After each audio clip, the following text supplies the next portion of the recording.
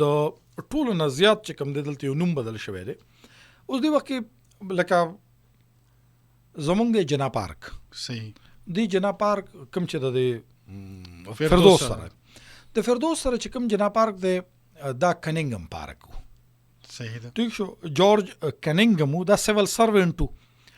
2 پیری د برطانوي دور کې او په 3 پیرا د پاکستان جوړېدو نه پس تقریبا د یو کال پورې دا 14 یا 14 میاشتې د خیبر پختونخوا په هغه وخت کې ته NWP ویلي دا دغه گورنر وو. نو دا پارک چونکې دا په دور کې جوړ کړی شو نو دی وجنه هغه د پارک ته چې کوم دی جارج کنینګم ویل کېدلی شو. صحیح.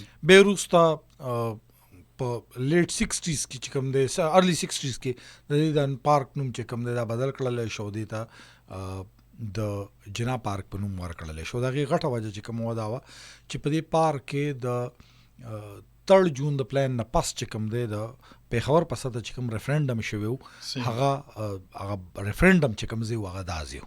نو د دې وجه نه دی پارک ته جنا پارک نوم ورکړل شو. خو بعض خلک سوال د پورته کوي چې به جنا قائد اعظم محمد علي جنا د دې آیا خپل پیسې ورکړي وي کړي ګورئ یو ستا ریاستي هیرو دی.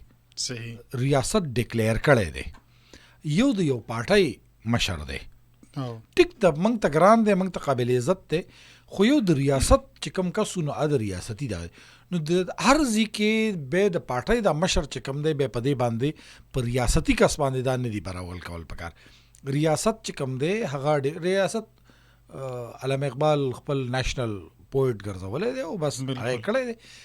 به دغه پس فیض خلوی شاعر دی احمد فراز خلوی شاعر دی.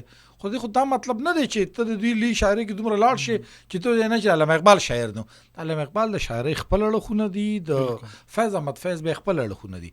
نو زه د باچا خان بابا د ولی خان بابا یا د نواز شریف یا د عمران خان د هغه نه انکار نه کوم. خو د دې مطلب دا نه دی چې تر قائد اعظم نه به هغه پورته کې دغه یو خپل ځای دی او دغه یو غیر متنازع په دې شخصیت باندې د دې وجه نه کومنګ وګورو لکه جارج کنینګم په 1947 کې د قائد اعظم محمد علي جناح په خپل ویلو چې تراشه او دا وګه د جارج کنینګم په نوم بزبطه یو پیر بیا ویم د پیښور چې کوم جنا پارک ته ادي ته اکچولی د خیبر پختونخوا په هغه کې بوته NWP ویلې دا د گورنر د جارج کنینګم دا دغه په نوم باندې خوده شوی دی. د 2 پیری برطانوي دور کې راغلی یو پیرا د قائد اعظم محمد علي جناح په وینا باندې چې کله گورنر جنرال شون د ته ریکوست وکړ چې تراشه او دلته په NWP کې گورنر شه. به د هغې د وجې تاسو ته پته د کشمیر هغه جهاد چې کله شروع شو کشمیر ته د نه خلک تل نو به په هغې کې د ریاست سره راغلو چې دا بد کوي د هغې د وجې نه هغه به د دې نه لاړ. تقریبا 14 میاشتې دا گورنر جنا پارک ته ځکه ویلی کېږي دا چې دلته ریفرنډم شو د پاکستان نو د دې نوم د کنینګم پارک نه جنا پارک شو. او NP ډېره موده د چې کومې جلسې کولې یا د پښتونخوا ملي عوامي پارټۍ کولې نو ستا خو بیات نه شو زمونږ چې کله په سکول یا په کالج کې نو هغوی به دې ته کنینګم پارک لیکه د دې پارک ته به لیکه.